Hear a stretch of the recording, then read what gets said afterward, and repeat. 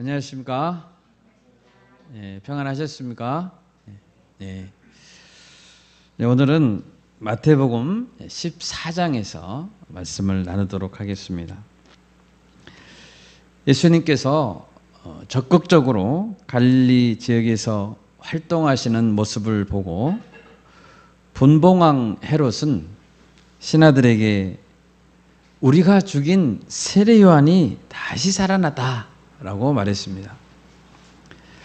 거침없이 가르치시는 예수님의 모습이 요한을 생각나게 했던 모양입니다.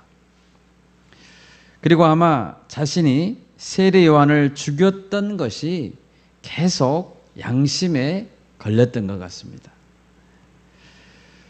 분봉왕 헤롯은 왜 세례 요한을 죽여야 했을까요? 마가복음 1장에 보면 예수님께서 광야에서 시험을 받으셨다는 말씀 후에 바로 다음 절에 요한이 잡혔다는 말이 나옵니다. 세례 요한은 예수님의 사역 초기에 헤롯에게 사로잡혔고 감옥에 갇혔습니다.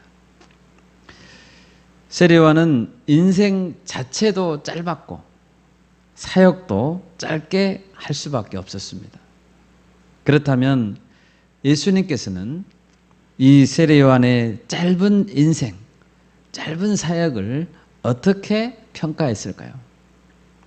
오늘 말씀의 제목은 사명자의 죽음은 복됩니다 입니다. 저를 따라서 한번 해볼까요? 사명자의 죽음은 복됩니다. 아멘. 오늘 세례 요한과 헤롯의 이야기를 보면서 어떤 인생을 살아야 하는지 생각해 보는 시간을 갖고자 합니다. 세례 요한은 어떤 삶을 살았을까요? 첫째로 세례 요한은 진리에 입각한 바른 메시지를 전하였습니다. 오늘 마태복음 14장 본문의 시점은 이미 세례 요한이 죽은 후입니다. 저자 마태는 세례 요한이 왜 죽게 되었는지를 설명합니다. 세례 요한의 죽음은 당시 분봉왕 헤롯의 죄를 제적한 것에서 발단이 됐습니다. 1절에서 분봉왕 헤롯, 이 분봉왕 헤롯은 헤롯 안티파스라는 인물을 말합니다.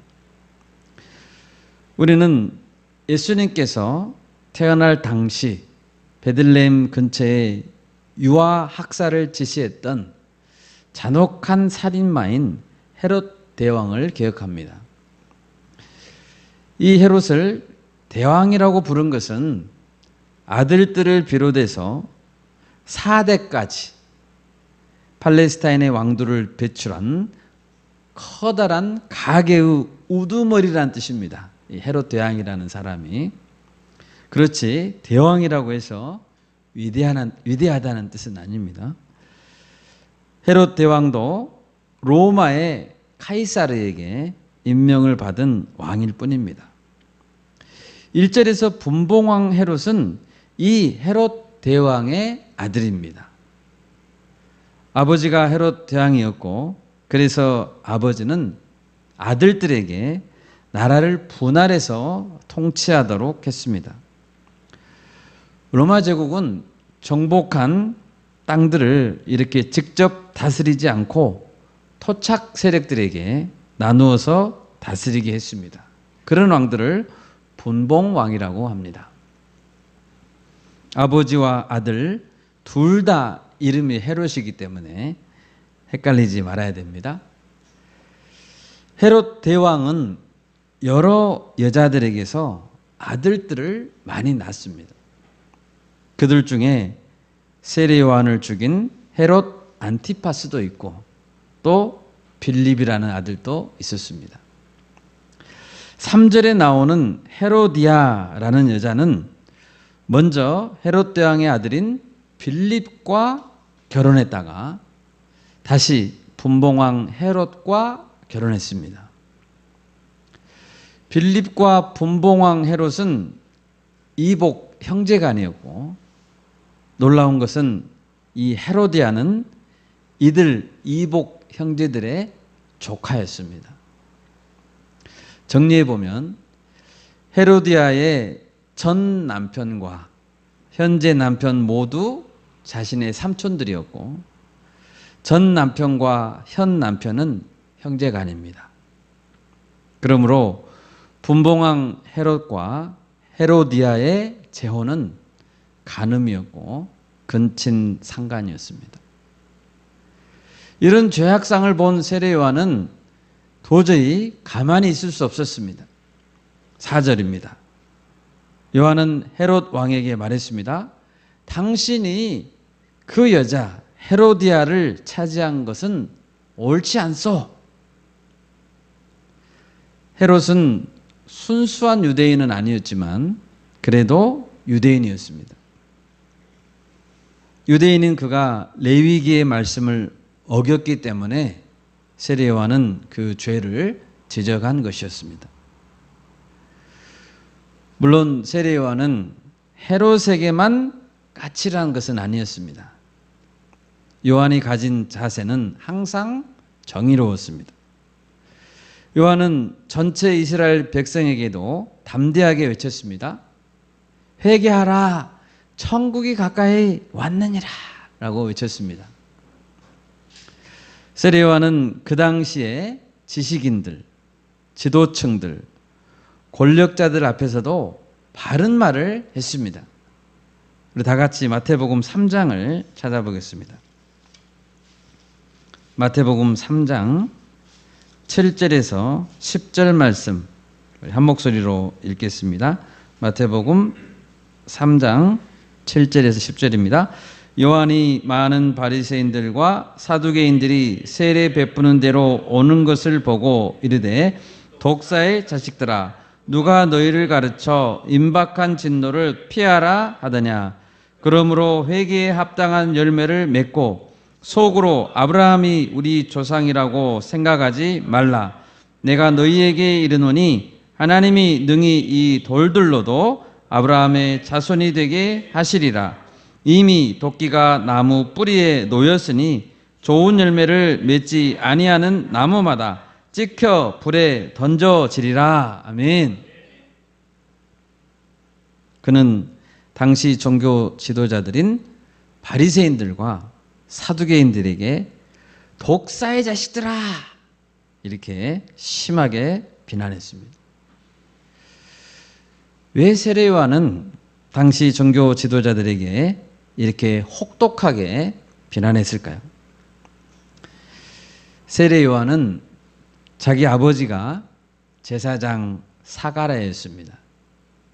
사가랴는 의로운 제사장이었죠. 세례 요한 자신도 제사장의 사명을 가지고 태어난 자였습니다.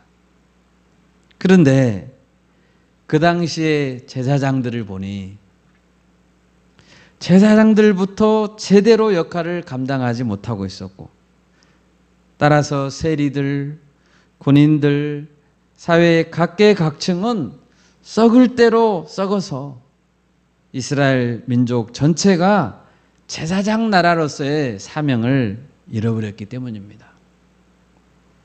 세례 요한은 도저히 집안에 가만히 있을 수가 없었고 유대의 광야로 뛰쳐나가서 낙타 털옷을 입고 메뚜기와 석청을 먹으면서 영적으로 깨어있기 위해 몸부림을 쳤습니다.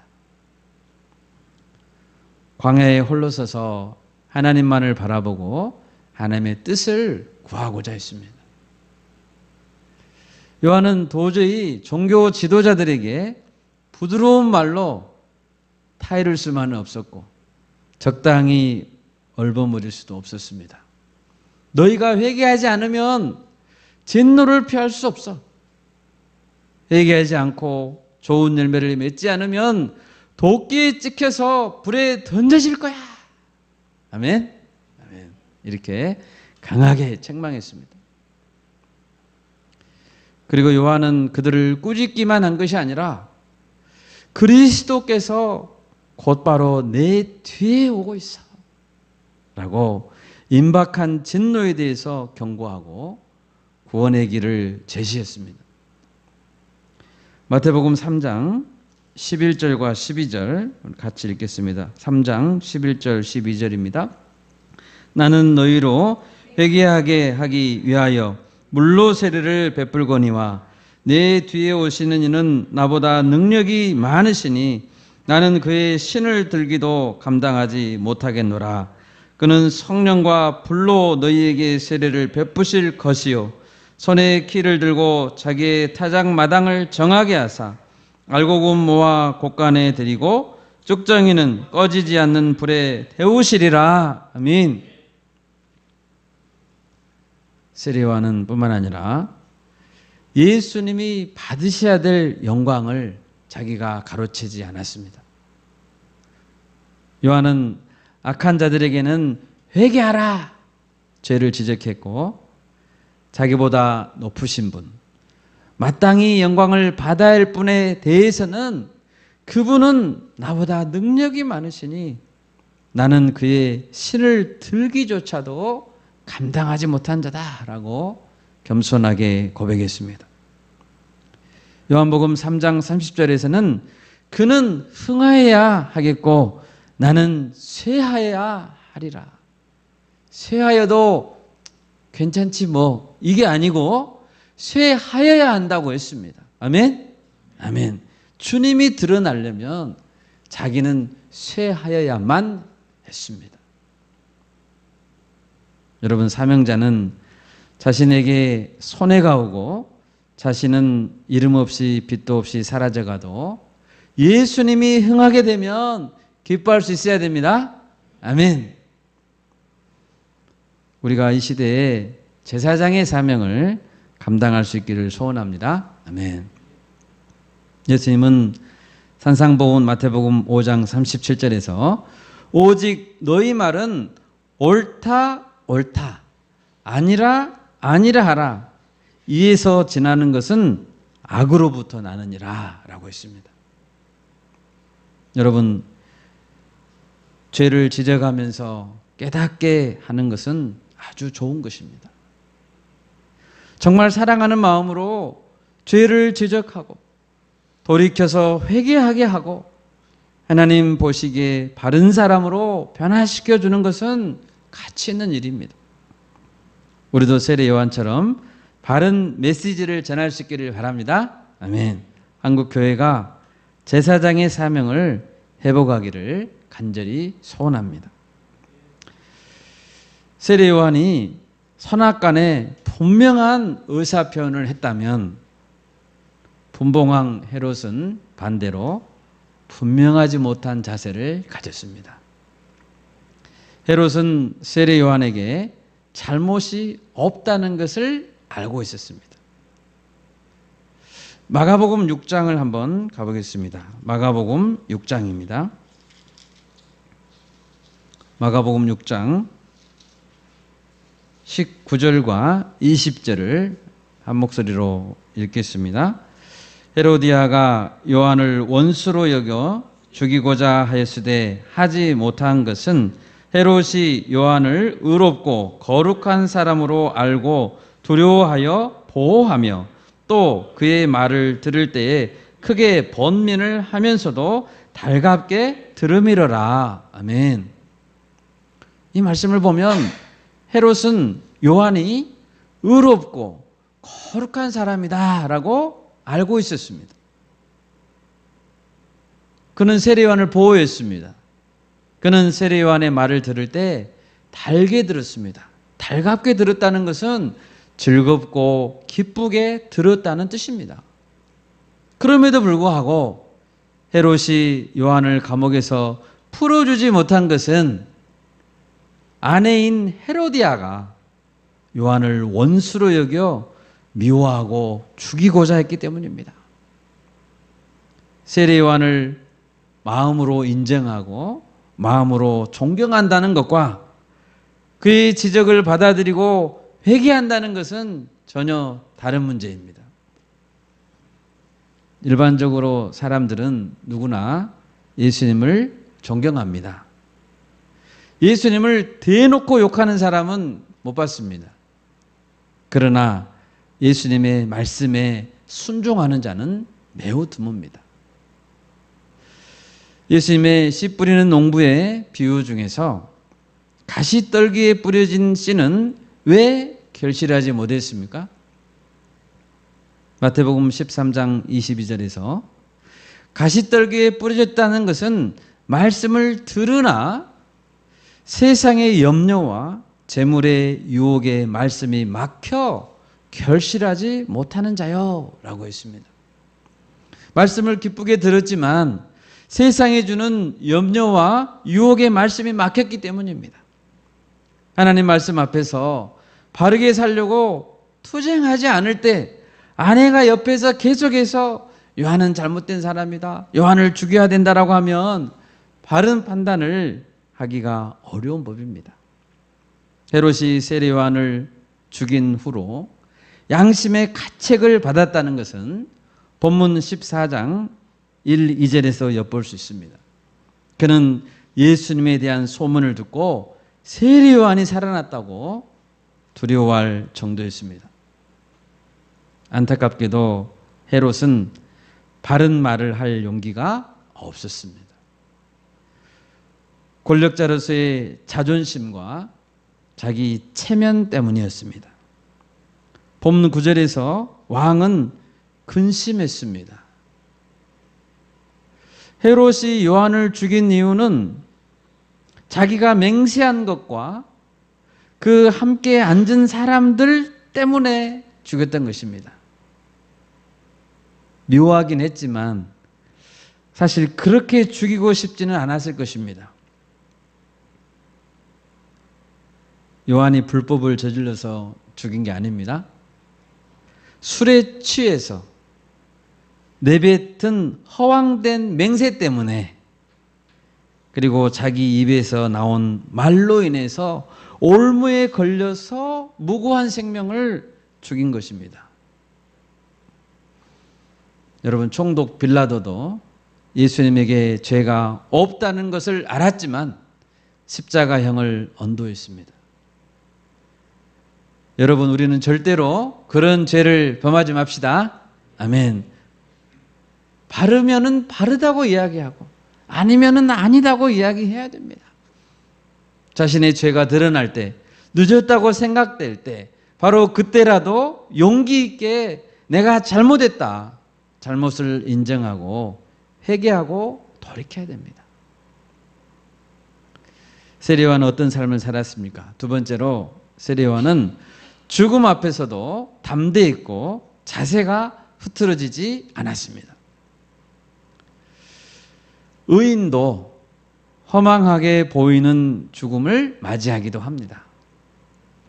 요한은 감옥에 갇혀 있으면서 자신의 죽음이 가까이 왔음을 직감했습니다. 그리고 제자들을 불러서 예수님께 묻도록 했습니다.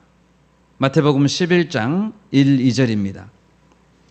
요한의 옥에서 그리스도께서 하신 일을 듣고 제자들을 보내어 예수께 여짜오되 오실 그이가 당신이오니까 우리가 다른 일을 기다리오리까. 물론 세례 요한의 마음은 일부 어떤 분들의 주장대로 믿음이 흔들렸을 수도 있습니다. 그러나 요한이 했던 이 질문은, 오실 그이가 당신입니까? 한 이 질문은 그의 믿음이 흔들렸다기보다는 죽음을 앞둔 상황에서 확인하고 싶었다라고 보는 것이 더 타당할 것 같습니다. 요한은 예수님께 처음에 세례를 줬죠. 세례를 줄 때 성령이 비둘기같이 하늘로부터 내려와서 예수님 위에 머물렀음을 보았다고 했습니다. 그리고 그 광경을 보고 예수님이 그리스도임을 알았다고 증언했습니다. 그러므로 요한이 예수님께 물은 것은 어떤 의미로 보면 자신이 죽음의 자리에까지 믿음을 지키기 위해 예수님께 한 번 더 확증을 요구한 것이었습니다. 주님, 당신이 정말 그리스도이신 거 맞죠? 저는 믿음을 지키다가 먼저 가겠습니다. 또한 요한이 의심하지 않고 흔들리지 않았다라는 것을 어떻게 알 수 있습니까? 요한은 예수님의 대답을 듣고 다시는 자기의 제자들을 예수님께 보내지 않았습니다. 확실한 예수님의 대답 한 번이면 무덤까지 믿음을 지키기에 충분했습니다. 예수님께서 요한에게 남긴 마지막 말은 이것이었습니다. 마태복음 11장 6절입니다. 누구든지 나로 말미암아 실족하지 아니하는 자는 복이 있도다. 이 말을 세례 요한에게 마지막으로 했습니다. 실족한다는 것은 실망하고 좌절하고 믿음이 떨어지는 것이죠. 이 말씀을 전해 들은 요한은 마음속으로 생각했을 것입니다. 네, 주님, 그렇습니다. 저는 실족하지 않겠습니다. 아멘. 이렇게 말하고 순교했을 것입니다. 여러분, 예수님으로 인해 혹시 실망하신 적이 있습니까? 대부분의 유대인들은 그 당시에 강력한 메시아를 기다렸습니다. 강한 왕국을 회복할 강력한 왕을 기다렸습니다. 유대인들은 처음에는 능력이 많으신 예수님을 보고 환호했습니다. 드디어 메시아가 왔구나. 그런데 예수님께서 십자가에 못 박혀 죽고자 한다는 것을 알았을 때 제자였던 가룟 유다는 실망했습니다. 그리고 예수님을 대제사장에게 팔아버렸습니다. 다른 제자들도 십자가에 못 박혀 죽은 예수님을 보고 실망해서 좌절했습니다. 엠마오로 가는 두 제자는 고개를 떨구며 말했습니다. 우리는 이 사람이 이스라엘을 속량할 자라고 말았노라. 가로 열고 그런데 실망이야. 가로 닫고. 여러분, 예수님으로 인해 실족한다는 것은 자신의 기대와 예수님의 모습이 달랐을 때 일어납니다. 세례 요한은 실족하지 말라는 예수님의 답변을 듣고 그리고 예수님이 약속된 메시아 바로 그분이라는 사실을 깨닫고 죽음 앞에서도 안심할 수 있었습니다. 여러분, 사도 바울은 감옥에 갇혔을 때 4편의 편지를 썼습니다. 그 중에 하나가 빌립보서입니다. 그런데 감옥에서 쓴 빌립보서의 핵심 주제 단어는 기뻐하라입니다. 바울은 자기가 감옥에 갇혀 있어도 그리스도가 전파될 수만 있다면 그 이유 때문에 기뻐했고 낙심하지 않았습니다. 바울은 빌립보 성도들을 생각하면 항상 감사가 되었고 기뻤습니다. 다 같이 빌립보서를 한번 찾아보겠습니다. 빌립보서 1장 4절과 5절 같이 읽습니다. 간구할 때마다 너희 무리를 위하여 기쁨으로 항상 간구함은 너희가 첫날부터 이제까지 복음을 위한 일에 참여하고 있기 때문이라. 아멘. 빌립보 교회는 바울에 의해서 개척되었는데 개척한 첫날부터 무슨 일에 참여했습니까? 복음을 위한 일에 참여하고 있었습니다. 여러분, 복음을 위한 일에 참여한다는 것은 정말 감사한 일입니다. 아멘. 복음을 위한 일은 하나님께서 시작하지 않으시면 아무도 할 수 없는 일이고 또한 하나님께서 함께 하시면 아무도 막을 수 없는 일이 바로 복음을 위한 일입니다.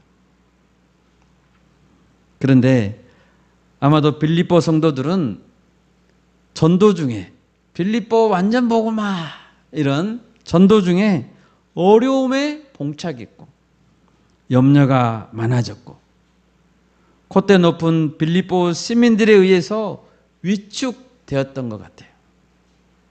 이런 상황에서 사도 바울은 어떻게 권면했습니까?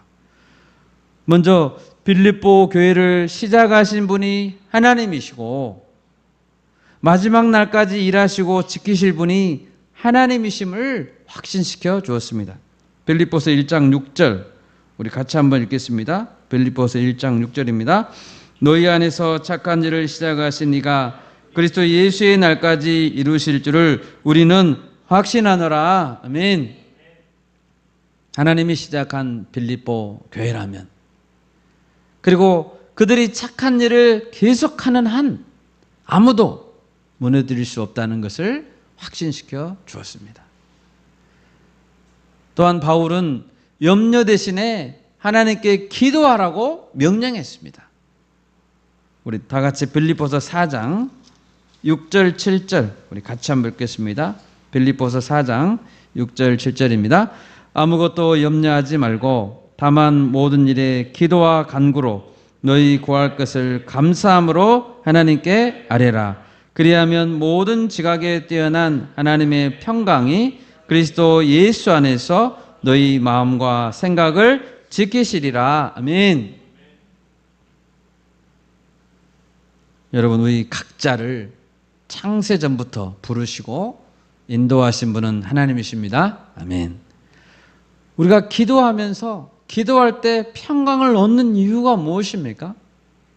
단지 내 속마음을 다 털어놓고 이야기하면 마음이 후련해지기 때문에, 심리적인 이유 때문에 우리는 평강을 얻나요? 그렇지 않습니다. 우리가 평강을 얻는 이유는 하나님에 대한 확신 때문입니다. 아멘. 로마서 11장 29절은 말합니다.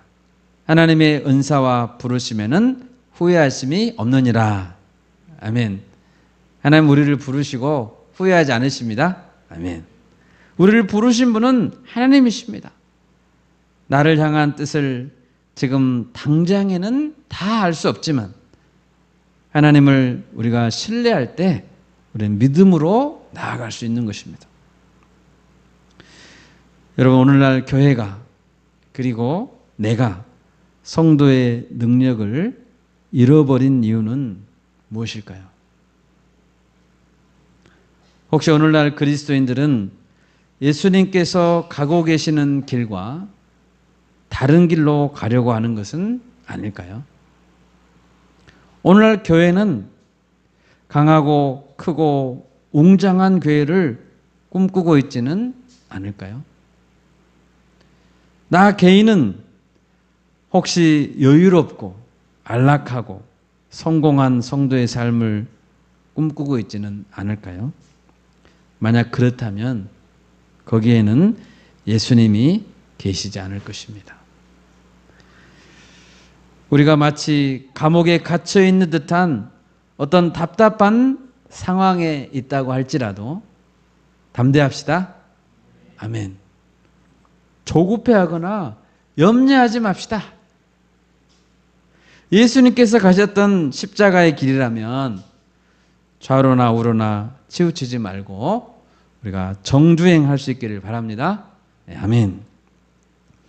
마지막 세 번째로 세례 요한은 자신의 인생의 최종 평가를 예수님께 맡겼습니다.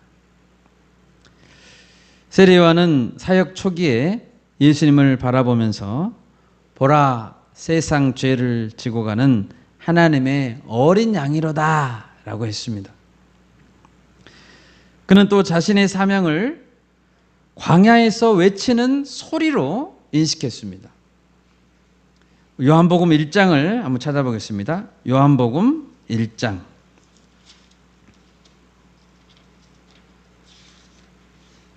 22절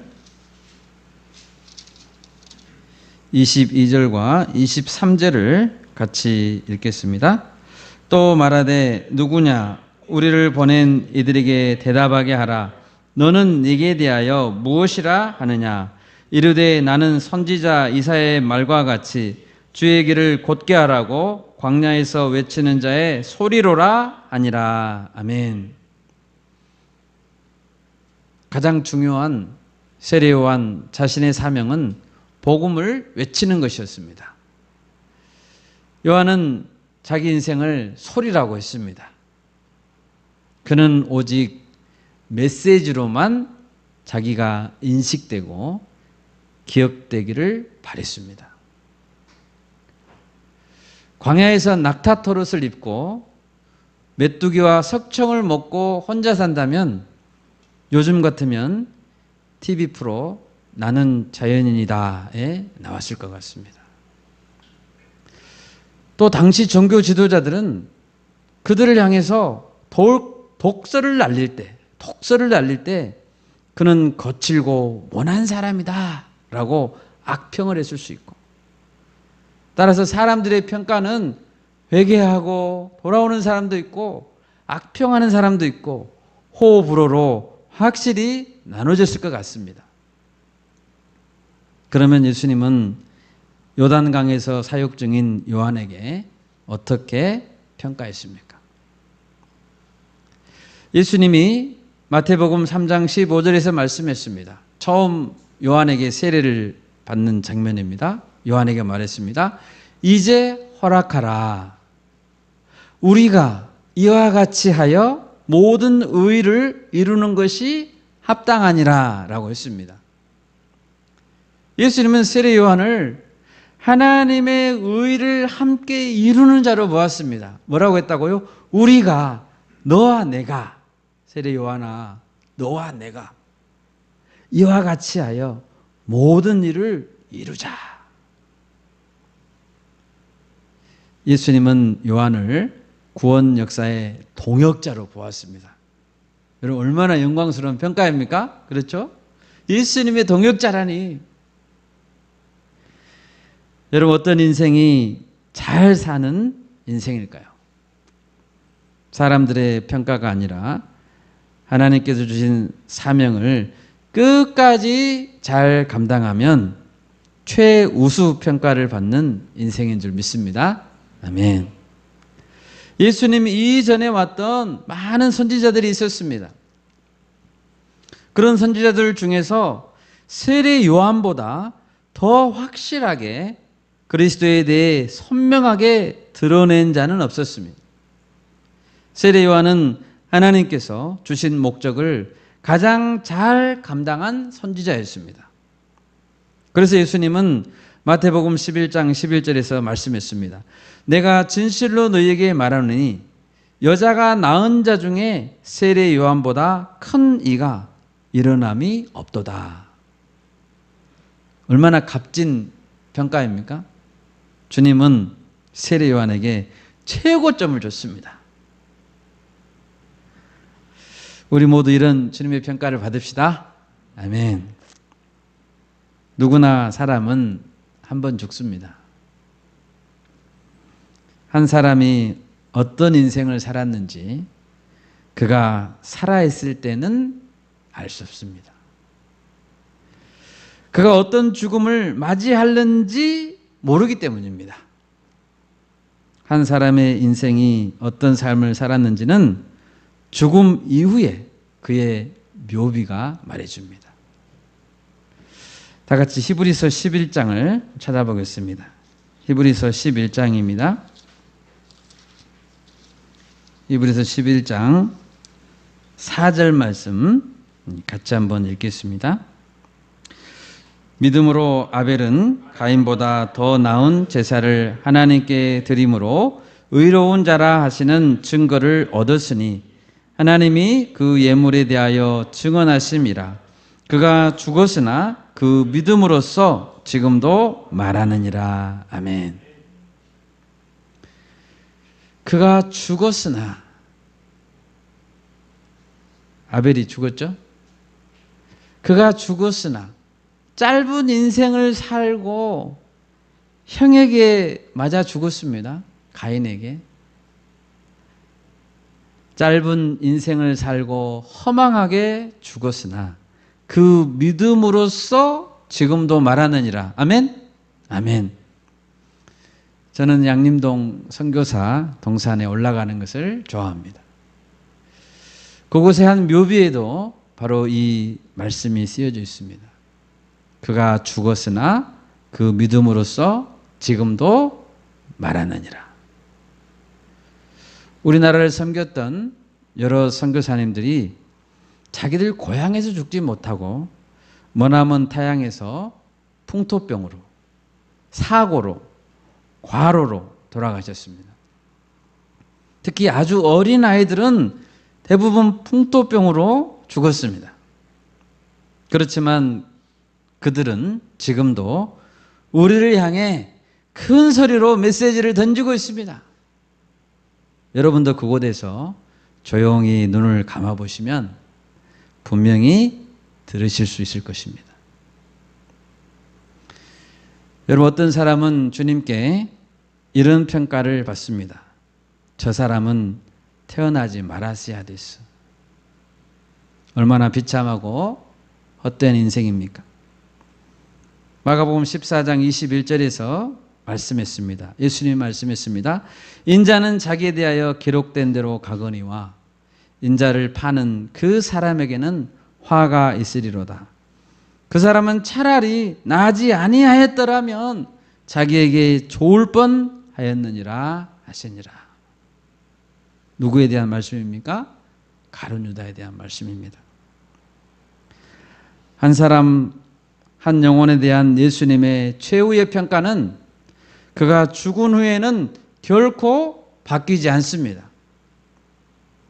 죽음과 함께 한번 그 평가가 정해지면 그대로 영원히 바뀌지 않습니다. 가룟 유다에 대한 평가는 그것이 최종 평가입니다. 얼마나 비참합니까? 만약 사도 바울이 예수님을 만나지 못했다면 후대는 바울을 어떤 인물로 기억할까요? 바울은 디모데전서 1장 13절에서 자기에게 대해서 고백했습니다. 내가 전에는 비방자요, 박해자요, 폭행자였다. 예수님이 그를 만나주지 않았더라면 사도 바울은 하마터면 박해자, 살인자로 기억될 뻔했습니다. 예수님께서 그를 만나주셨고 변화되었기 때문에 그는 위대한 사도로 기억될 수 있었습니다. 여러분, 우리 인생의 가장 정확한 평가는 하나님이 내려주십니다. 아멘. 평가의 절대 기준은 하나님이십니다. 그러므로 우리는 하나님 앞에서 하나님의 기준에 따라서 살아야 됩니다. 영원히 바뀌지 않을 나에 대한 평가가 착하고 충성된 종이었다. 이 평가가 될 수 있기를 바랍니다. 아멘. 이제 말씀을 맺고자 합니다. 오늘 세례 요한의 죽음은 우리가 무엇을 위해 어떻게 살아야 되는지 깨닫게 합니다. 진리를 바로 알고 바르게 증거하는 삶을 삽시다. 아멘. 위협을 받더라도 할 말은 하고 그리고 그리스도를 드러내는 삶을 살아야 됩니다. 죽음 앞에서도 담대히 주님을 붙들 때 흐트러지지 않고 꼿꼿하게 서서 죽을 수 있는 것입니다. 마지막으로 우리 인생의 최종 평가는 하나님이 내리신다는 사실을 믿고 하나님 보시기에 바른 삶을 살기에 힘쓰도록 합시다. 아멘. 남은 한 주간도 이 말씀 기억하면서 승리하시기를 바랍니다. 제가 기도하겠습니다.